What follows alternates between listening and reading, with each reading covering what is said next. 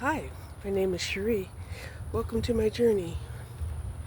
Well, oh my gosh. Today, I caught up on so much sleep that I have been missing. Woo. Now, I did sleep last night. Thank God the temperature was cooperating because it didn't get as hot as it's been. And it's real uncomfortable to sleep when it's just too hot. So, we didn't get into the 90s today that I know of. And I was able to sleep in, get some rest, right? I was up this morning. I did my mile walk this morning. Um,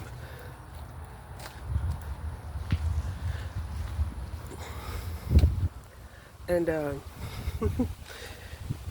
that felt really good to wake up early, right? I went to sleep early because normally if I'm awake at 2 or 3 o'clock in the morning, I'm usually, taking my medication at about that time, right?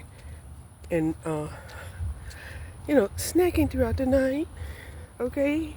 Well, let's not say night because by then it's early morning.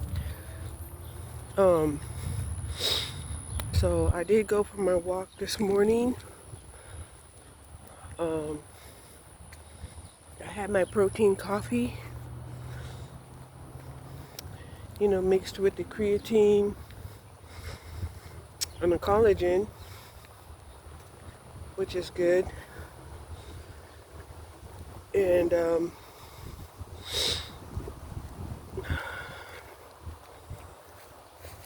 then sometime today, I had went back to sleep, right? Went back to sleep, woke up, started doing some more research. You know what I be researching.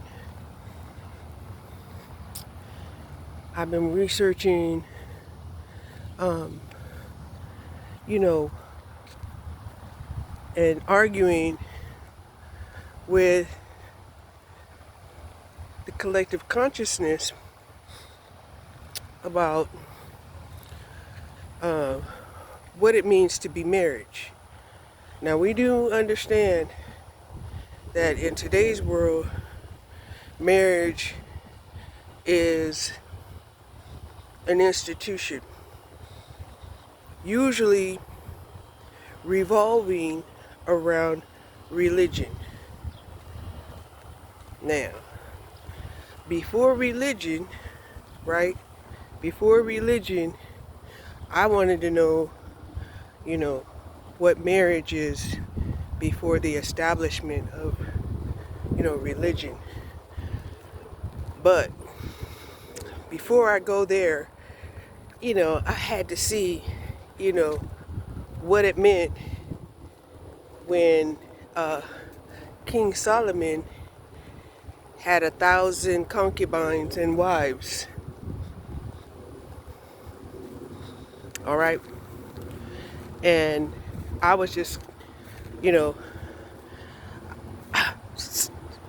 historically, they couldn't separate, the difference between the concubines and the wives except on how they were treated, right? If, they had like protection, uh, you know, and was able to go wherever the hell they wanted to go, that means they had the ultimate freedom, you know, like the Queen of Sheba did, right? She had the ultimate freedom. Hi, how are you? Oh, I'm so glad it's beautiful out here. It is, but it's still a little warm. It's a little warm, but not like it's been. Yeah, no rain. No rain. Well, it might, I don't mind the rain too much, but it just seemed like we had intense heat before. We had heat and then we had rain. Because even when it was raining, it cooled down like 5 degrees, right? Yeah. Yeah. Well, have a good one. Huh? What's that again? Bye. Okay. I still can't hear, but so anyway, um, like I said, I've been feeling pretty blessed that the temperature has cooled down today. That I was like, even though I did do my walk, I'm gonna get out and walk anyway. Now I would love to have been able to take my pitties out for a walk. Took them out for a walk yesterday. It wasn't as enjoyable as I would have liked it to be. So today I'm like, let me see if I can just get out by myself, take a walk, and if I'll enjoy it. And I am. I'm enjoying it a lot. I don't have to wait on them. They don't have to pull me. You know, we're not having no disagreements. It's great. Right? I haven't been walking in my neighborhood in a while. I haven't.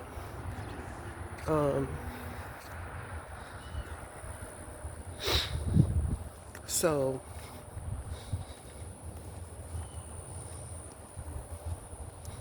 yeah.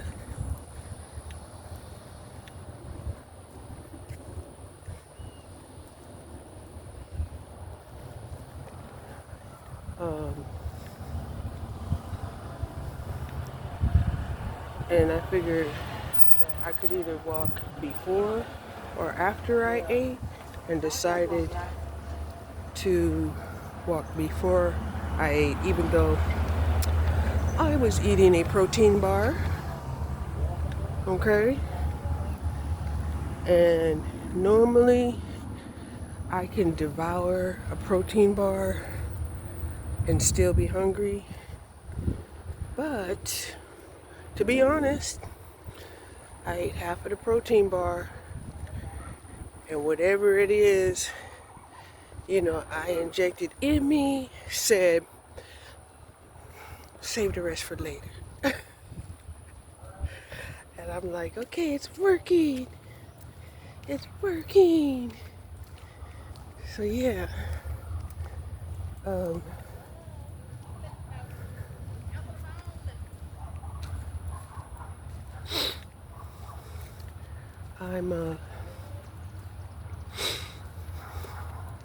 I'm happy about that. Because we haven't always had documentation, and we haven't always had, you know, a reporting system. Okay? Which is why the mitochondria Eve is the most popular and the oldest recorded DNA of mitochondria that we know so far. However,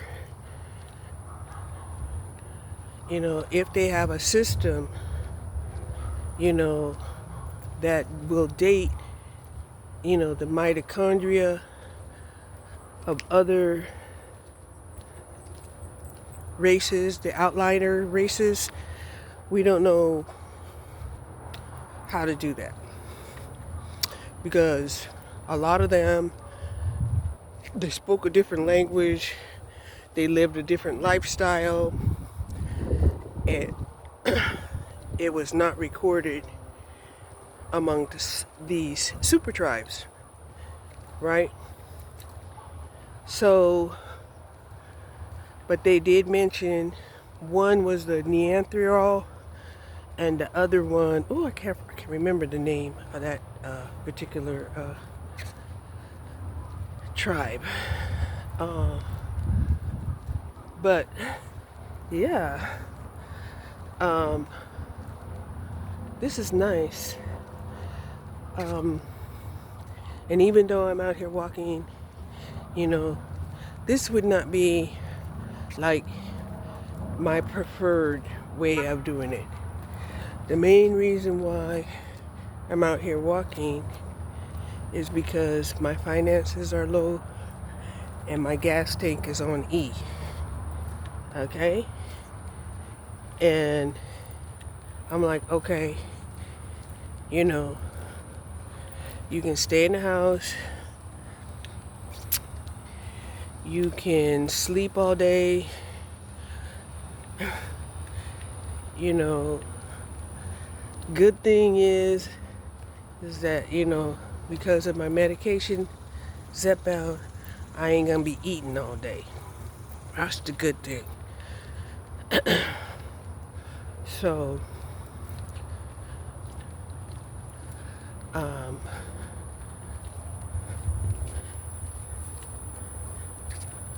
yeah.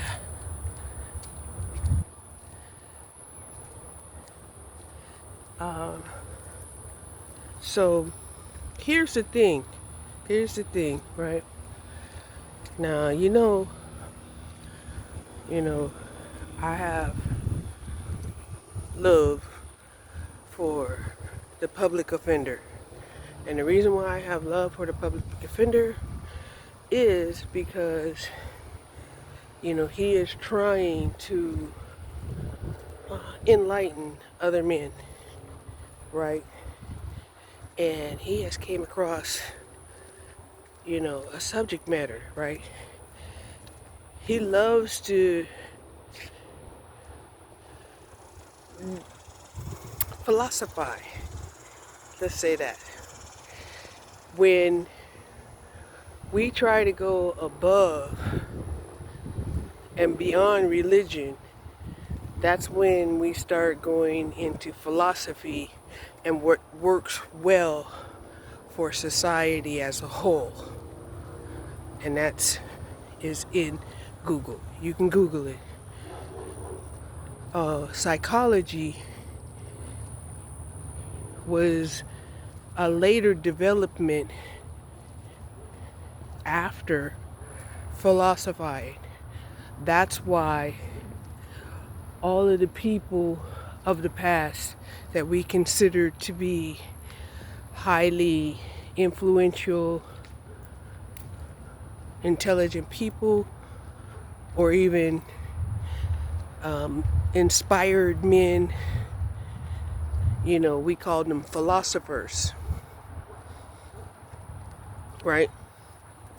Interesting enough, they never labeled women as philosophers. No, they did not. Right? And even if women claim to be philosophers today, men will argue with her that she doesn't have the right to be a philosopher. And I'll look that up and make sure that that's correct. But even if it's not recorded in Google, it's definitely something that we experience in real life. That,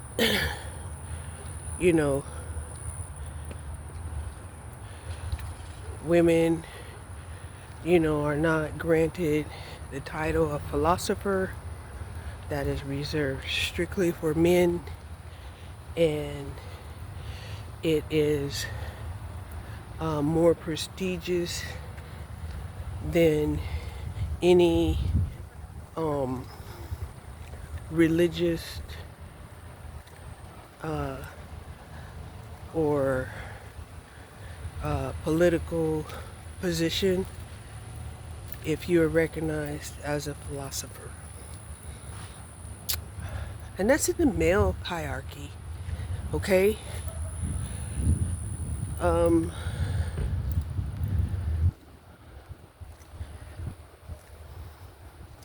Because men are such followers. They don't believe that they're followers. They believe that they're leaders. But when you ask them, well, how do you become a leader? Well, in order for you to become a good leader, you have to be the best of the followers. Right? And this is something that we see in the dynamics of our homes where there's this casting situation that's nonverbal and everybody's supposed to assume their role, and yet we don't know where it comes from unless you're a woman, right? When you're a woman and all the men are out of the house and say they won't be back for a few days, yeah, we sense it then. Then it's like, oh my God, this is so freeing and it's beautiful and it's peaceful and, and we're reluctant to even think of, the fact that when men come around, they create disharmony through the leverage of capitalism and power that they say is so necessary in order for our world to exist. Then I did some research and found out that a high priestess had gotten the download that the whole reason why money was created beyond say the barter system, and it turned into capitalism, was to combat the power that women have because their wombs are valued, right? And they always have been this way. And even if you go back to Solomon days, communities and neighboring countries used to barter with King Solomon by giving him, wives, right? And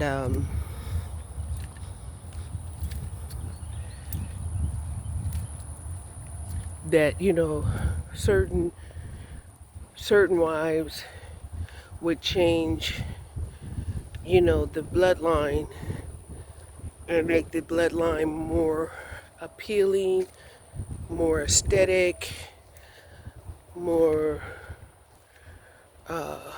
evolved. Right? So this has happened throughout history. That's why even in Muslim countries, even though the men are able to have multiple wives, they also have arranged marriages where certain families, will arrange a marriage with the understanding that there will be children and money, involved.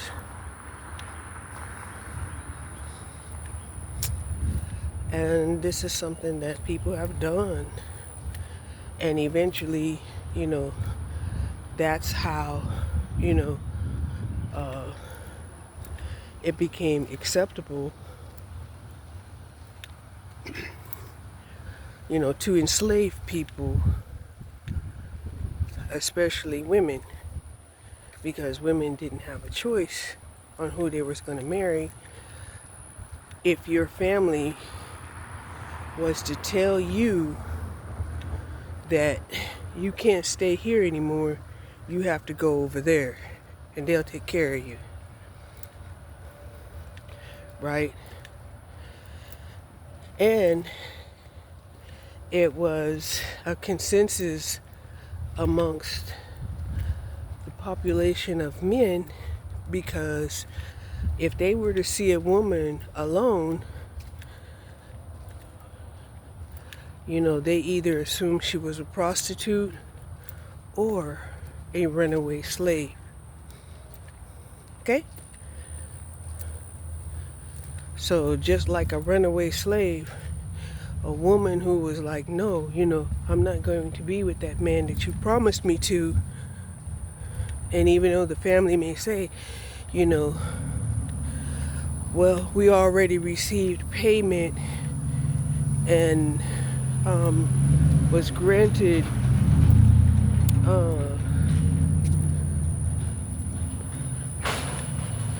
certain freedoms and prestige in the land, you have to go, right?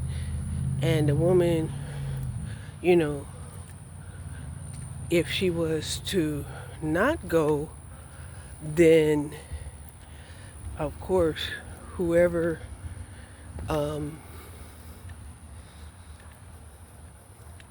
whoever the woman was sold to would definitely,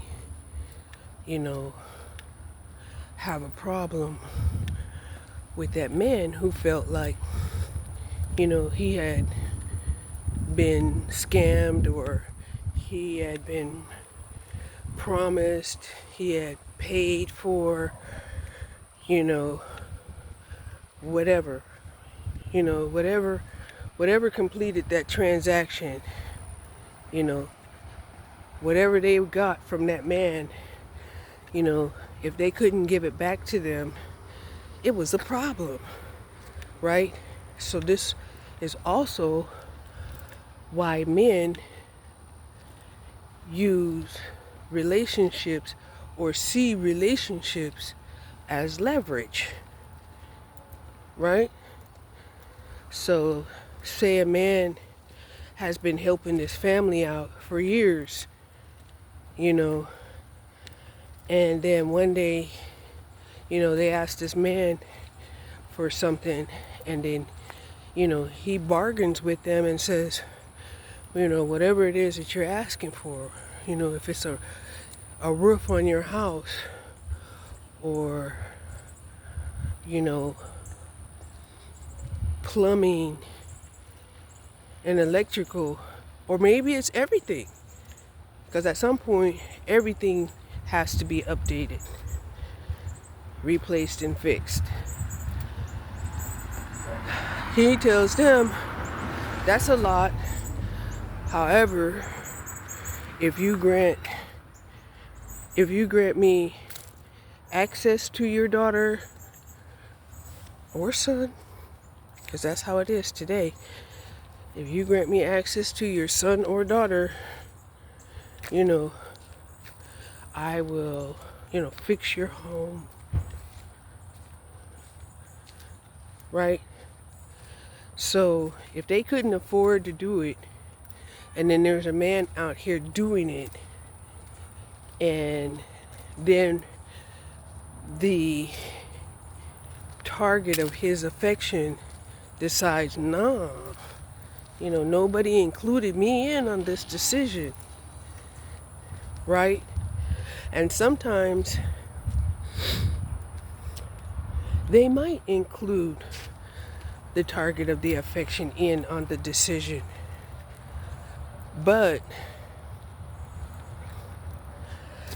and the target of the affection may even agree. But then, after getting to know the person, they decide that, they don't like him, that what they saw was just, the surface level and not the character. They saw the behaviors, they didn't see the character. And then they want to say,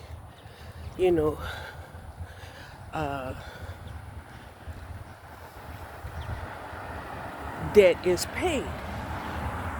We followed through, right? We followed through, and that's where men had got it in their minds. Nah, you can't leave until I say it's over. Okay? And I guess that kind of is what happens when it's like an open contract, or one tries to make it seem like it was an open contract, a unilateral contract, a third party contract where the third party didn't have a say so in the contract. Okay? So yeah. Hold on. So now let's fast forward, right? We're in America, right? We have Europeans colonizing the place, having sex with the natives, disregarding the tradition of the natives, creating genocide of the natives, bringing over women that was willing to travel. And usually those were people that was willing to accept the fact that they may not even make it to the foreign land through these travels, right? I mean, think about it. Right now, I'm watching, how we have women that are willing to live in small spaces like cars, vans, RVs, and in my mind immediately goes back to, the women that came over in wagons. And we all know how small a wagon is, right? And how many of them would be deemed, prostitutes, in today's standards, right? How many of them were entertainers also slash, saloon girls. And we would call them prostitutes in today's standards. So, I am not saying that to shame women at all. Because I know women, will take the avenue of least resistance, rather than, encounter, a higher level of oppression.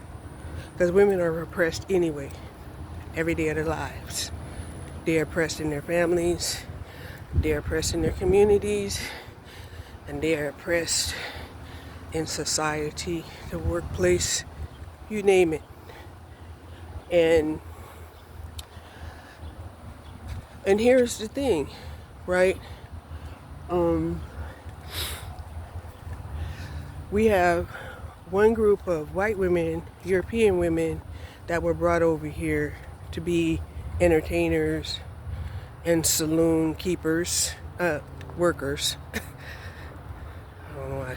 Some got to be keepers, but that was, only through the authority of their male counterparts protecting them and making sure that their establishments weren't raided and pillaged and then destroyed.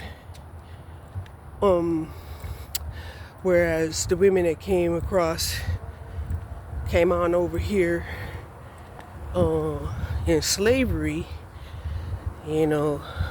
them on the other hand, they were raped and they were not given money, and if they did not make the men feel good about the rape, they were killed. So, yeah. A whole different dynamic when we think about, when I think about, the people that came over here. Now, concerning the Hispanics, the Spaniards, and the Latinos, a lot of them, you know, are definitely indigenous because there wasn't a way of demarking them and defining and labeling them differently with the indigenous people, right? You can put an indigenous person alongside of a Hispanic and you can't tell the difference of who's who. You know, you kind of have to, really, look hard and be associated with certain traits. But even those traits could be just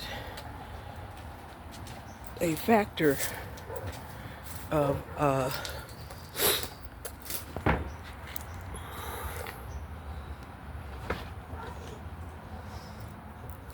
of a certain family, right? So, yeah. Even when I go to a Muslim country, you know, I felt like I blended in, but because of my size, I didn't blend in. But as far as my hair color, my eyes, my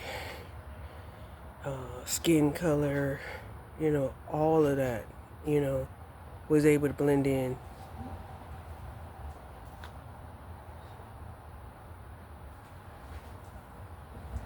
In Hispanic countries, the same thing.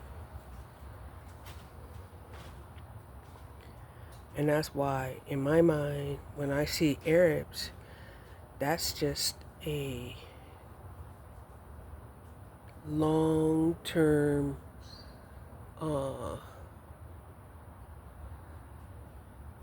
situation where blacks and whites have interbred. They didn't fit into either the white culture or the black culture, and therefore, they had to, go into creating a culture of their own.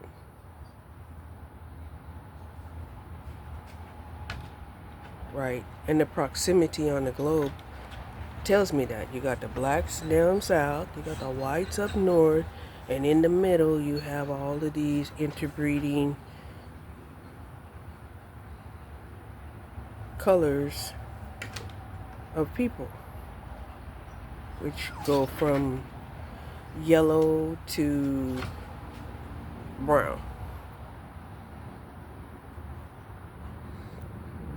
And at the core is the blacks, and at the core is the whites.